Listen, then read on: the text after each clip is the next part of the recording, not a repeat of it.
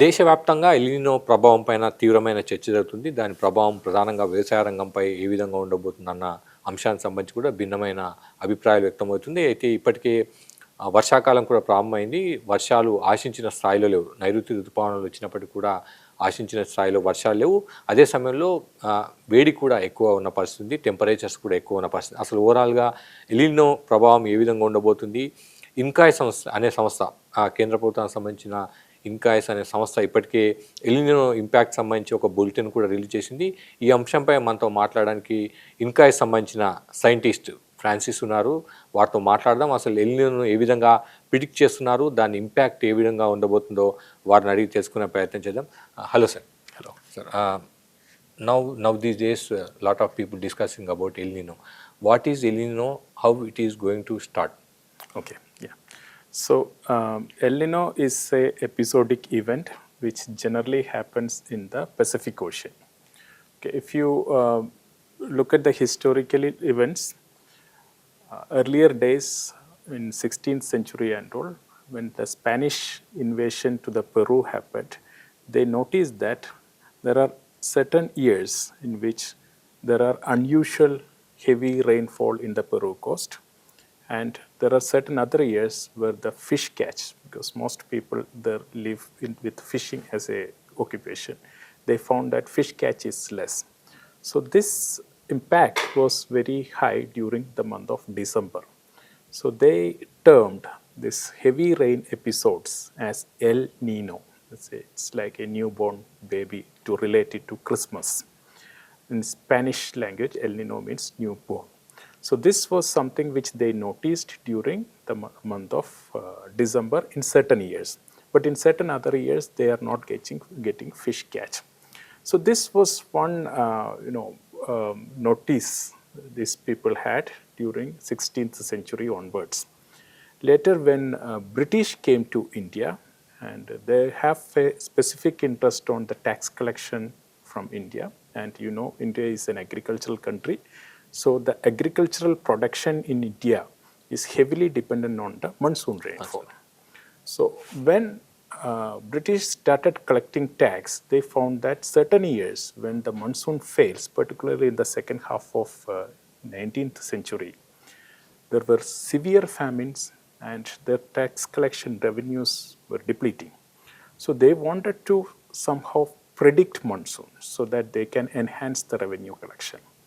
So they brought a very famous physicist, Sir Gilbert Walker, who started doing research on how to predict monsoon with different methods.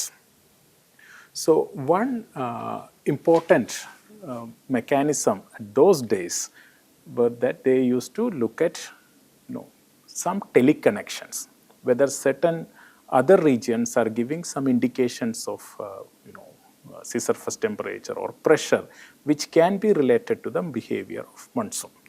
So Sir Gilbert Walker, and being British Empire, he had access to the data from everywhere in the world.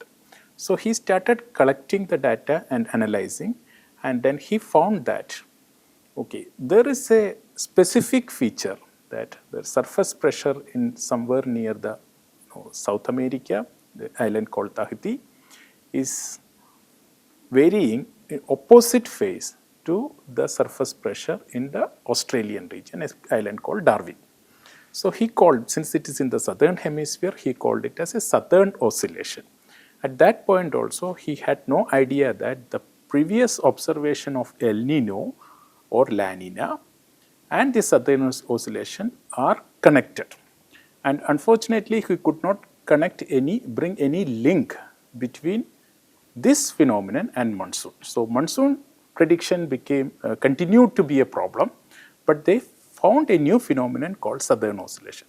And later in 1980s, the scientists who did research found that what you see in the Pacific as an increase or decrease in the rainfall and or sea surface temperature is linked to the pressure variation also. Then they called it as El Nino southern oscillation, and most of the time we call it as ENSO. So this is a common term. El Nino is only one phase of this process. Then if you look at the the evolution.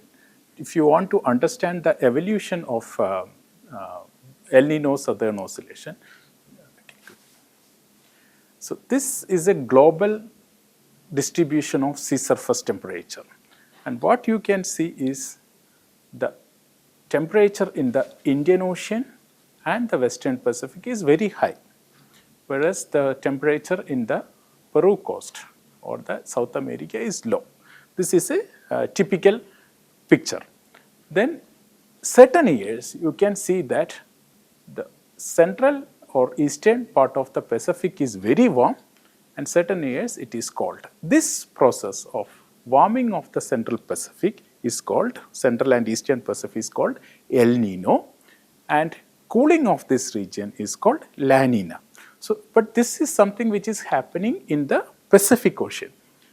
Then it is not just something happening in the surface of the, what we saw is the sea surface temperature. It's not only in the surface.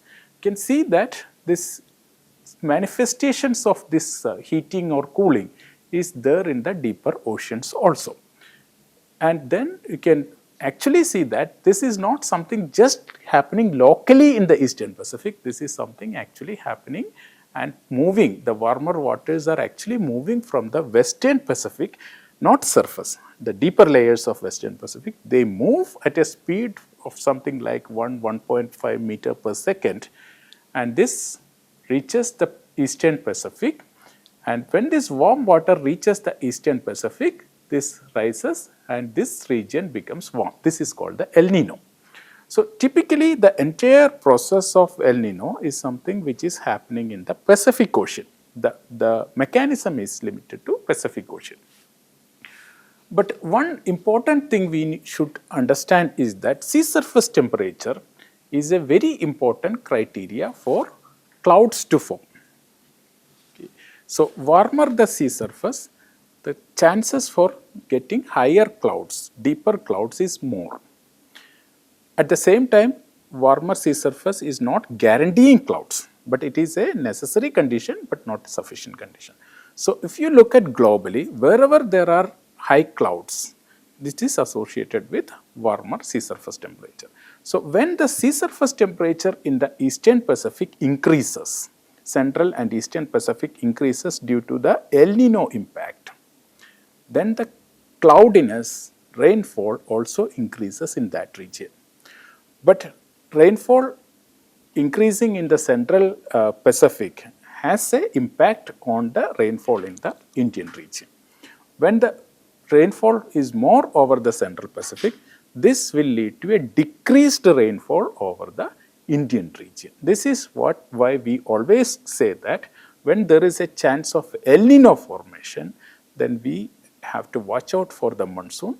Monsoon could be poor. And this year, this is what India Meteorological Department said. Since we have an El Nino forming, chances of monsoon failure is very high. No, sir, monsoon will be delayed or it is very poor? There is no clear understanding on the onset process and El Nino linkages. Okay. So right. Certain El Nino years, monsoon onset was normal, but it did not move forward. See, monsoon is not something which is just stationary.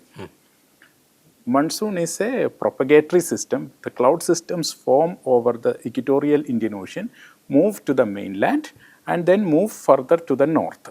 So when it touches the tip of Kerala coast, we say it as an onset of monsoon. Yes. Okay. But every day it moves further northward, and by the time it reaches our northern latitudes like Delhi, it is by 15th of July. So this progression may be affected by the El Nino. So onset is not onset over Kerala might not get affected, but this year it was delayed. It may be related to El Nino, but we are not very clear about that relationship. But what we are clear is that El Nino can impact the rainfall activity over the country, and most part of the country will receive less rainfall. This is what IMD also predicted. So now we are in June, yes. Third week. Can you sure say El Nino impact started in Indian region? Yes. So definitely there is a impact by El Nino, ongoing El Nino, on June rainfall. If you look at the data, you find that by 22nd of June itself, we have a severe shortage of rainfall. Almost more than 50% rainfall is less. June, on an average, all India June rainfall is about 17 centimeter. So we have got only some less than 9 centimeter of rainfall, which means 50% less. And most part, northern part of the country is not receiving, whereas south still rain is happening. So this is a typical simple symptom of El Nino impact on monsoon. And the coming months also, most likely it will be affected because El Nino is impacting the cloud formation over the ocean. Unless clouds are formed over the ocean and then they move to the land, we will not get rain. So monsoon is that kind of a rain. So definitely it is impacted, and its impact is already been predicted by IMD based on the models and other systems. Okay. Sir, how long the impact will be Okay. there? How many months or years? How can we So analysis? typical life cycle of an El Nino, El Nino. is like it generally forms in the spring season, like March, April, May, and then evolve, and it becomes a peak El Nino generally in the winter months like November, December, January, February, and then decays. So impact of El Nino can be seen throughout. So when this El Nino develops, and June, July, August, September is our monsoon month, that impact we will feel. And the later part, particularly in October, November, December, where this Indonesia and that maritime continents are supposed to get heavy rain, they will get very less rainfall, including Australia, parts of Australia. At the same time, Peru, Argentina, the western coast of South America gets very heavy rainfall. This is the typical pattern. Another important factor is that when there is an El Nino, there is a chance for another process to set up over Indian Ocean, which is called the Indian Ocean dipole. Sometimes the Indian Ocean dipoles counteract the impact of El Nino and reduce the impact of El Nino on the Indian monsoon. Best example is 1997. 1997 was one of the strongest El Nino ever recorded in the history. But that year monsoon was not a failure. Monsoon was normal because that year happened to be the strongest Indian Ocean dipole in the history also. So many occasions, El Nino and Indian Ocean dipole evolve together. So impact of El Nino will be mitigated. But many years, the impact, the Indian Ocean dipole development may be delayed, or it may not be there. That time, definitely monsoon is getting affected. Unfortunately, this year we don't have any symptoms of Indian Ocean dipole developing in this monsoon season. So that is why IMD had very strongly come out and said that monsoon failure is a possibility. And that's what we are experiencing also. Now, yeah. Sir, we are in June, you are in Hyderabad. After rain falling, there are a lot of humidity and temperature we are witnessing these days. This is also on the part of El Nino impact. Can we see that way? See, monsoon months are having high humidity and moderate temperature. Definitely, once the clouds form, the radiation comes down and the temperature decreases. You might have seen its sudden transition from something like first week of June to second week of June with the reduced temperature and picking up of the humidity. Because this humidity is not something which is building over the Telangana region or Andhra region. This is something which is being carried from Arabian Sea by the monsoon winds. The issue is that monsoon is weak, means that winds are also weak. Then the amount of moisture coming from the Arabian Sea will be reduced. So that may not be sufficient for rainfall to sustain or continuous rainfall to form. Regional specific El Nino impacts are complex.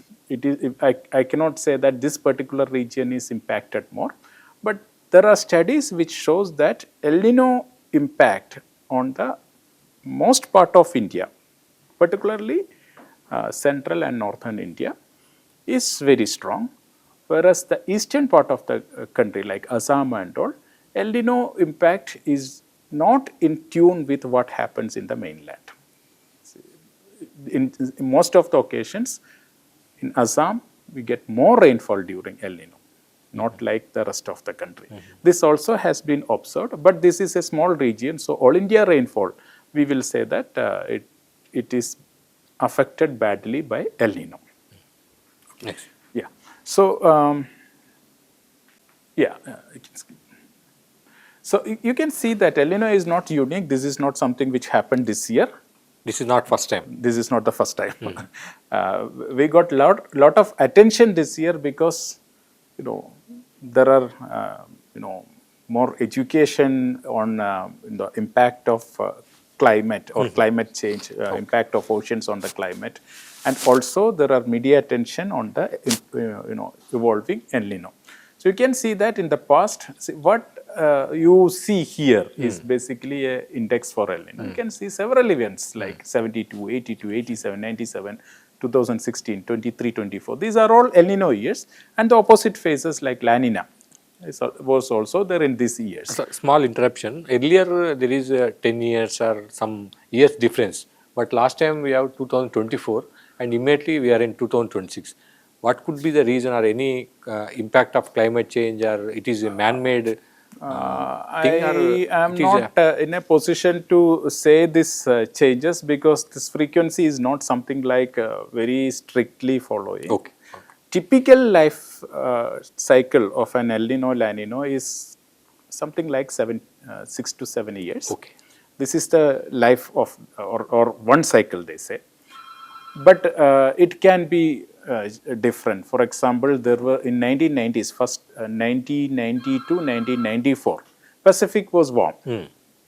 So there were episodes of weaker El Nino.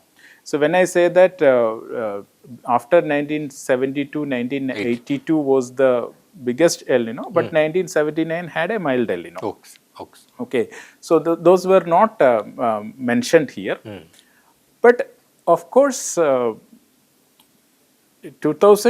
2024, 2026, after 23, if 26 coming to a El Nino is a little bit of surprise. Okay, but we find that this is very strong. This year it is coming significantly strong. I will show those details now. Yeah, so the impact of El Nino, the simplest impact of El Nino in the Indian Ocean is like most part of the Indian Ocean will be warm, very warm. And a warm ocean has its problems. One is that the corals get affected because warmer temperature is not good for the coral reefs. So in the subsequent season, we may see bleaching if this sustains for long time. Coral bleaching is a possibility. Then warmer temperature has also impact on the fishery activity. So what we understand is that there are possibility of reduced fish availability in the subsequent seasons, maybe down the line next 1 year. Also, the available fish itself may not grow to a normal level because of this less availability of food and environmental changes. So these possibilities are expected in the next 1 year. And also there are possibility that since this region is warm, fish may try to move to another location where its environmental condition suits its life cycle. So availability of fish may be a little difficulty in the next 1 year, not immediately because it's a cycle. And also the habitat changes.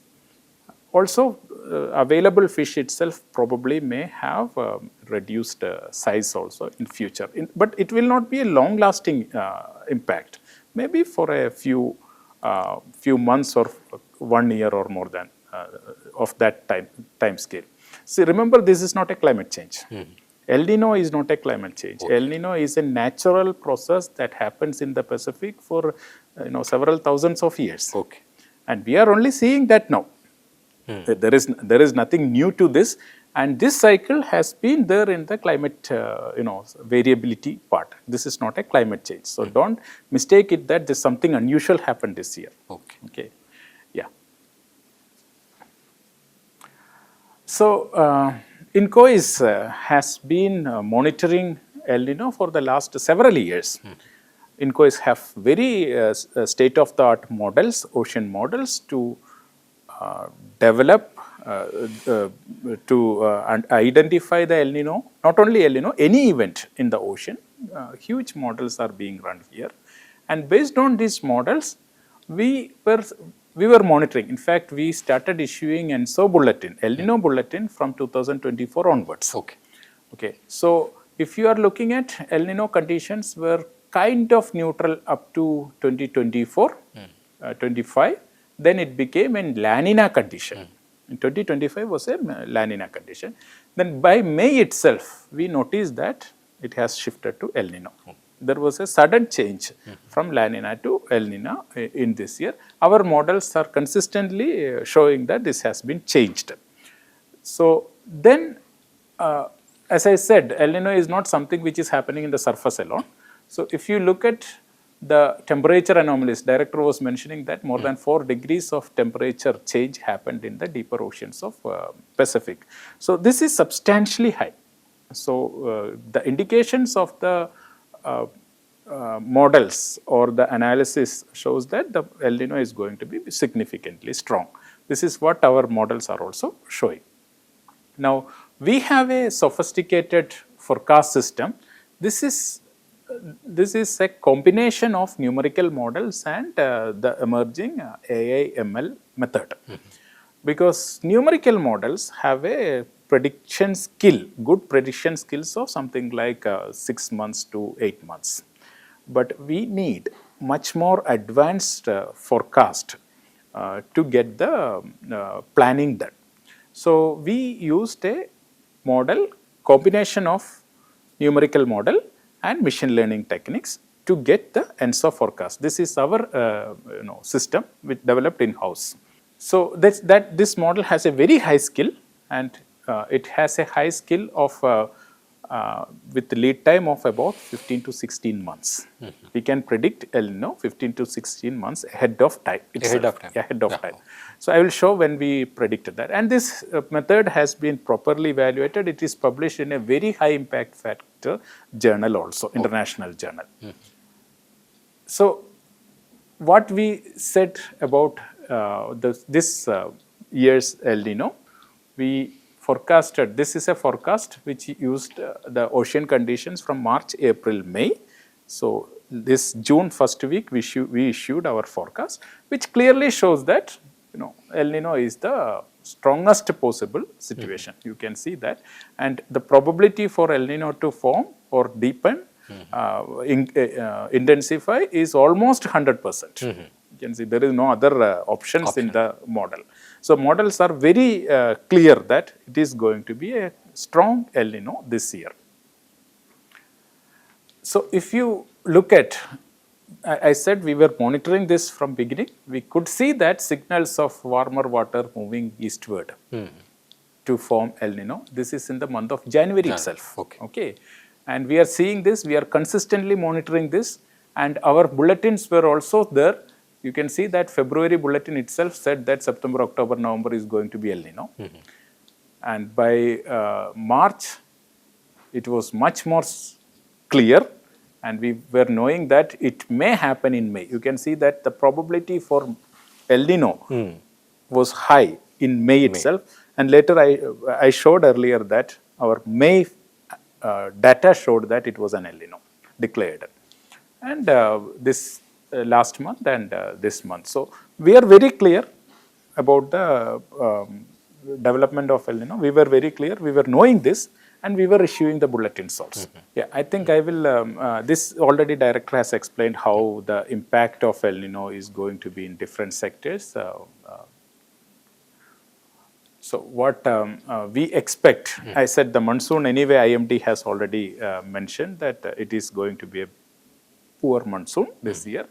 But on the top of that, we can expect calm conditions in the Arabian Sea and, little rough conditions in the Bay of Bengal. The advantage of calm condition is that marine operations can be more, you get more duration or window to operate in the Arabian Sea, but Bay of Bengal you may have to watch out because conditions in the sea may be rough.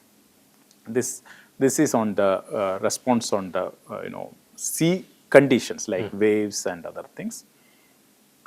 Then, as I said, ocean is going to be warm. Indian Ocean is going to be warm. It can have lot of impact on the, particularly on the heat stress. Heat stress can impact the fisheries, coral ecosystem will have impact on the by this El Nino. Yeah, so watch out for INCOIS services, particularly Marine Heat Advisory Service, Potential Fishing Zone Advisory, Ocean State Forecast, Harmful Algal Bloom, and Coral Alerts, and any other coastal forecast which we issue, because our models are taking the El Nino impact onto account. So all our forecast will have that implications. So please, my advice is that closely watch our forecast and ensure the safety, and also ensure that you act according to our forecast. Now, INCOIS yesterday released a first bulletin on a specialized bulletin on El Nino. This, until now, our bulletins were mostly focusing on the El Nino development, how El Nino is developing. But this bulletin, whenever we have El Nino events, we plan to issue specialized bulletins. This bulletin will have more details on how this El Nino is going to impact the marine environment.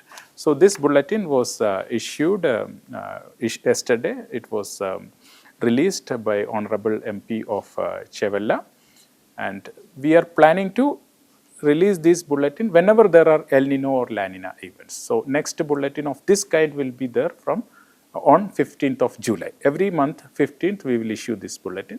Normal ENSO outlooks we will issue on every 5th of, that is a regular practice. This is a new one which we released yesterday.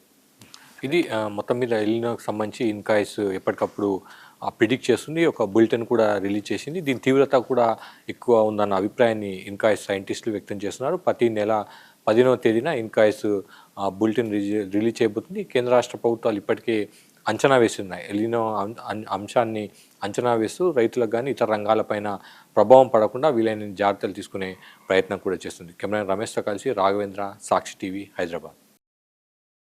మరిన్ని updates కోసం ఛానల్ను subscribe చేయండి. Notifications కోసం bell icon పై click చేయండి.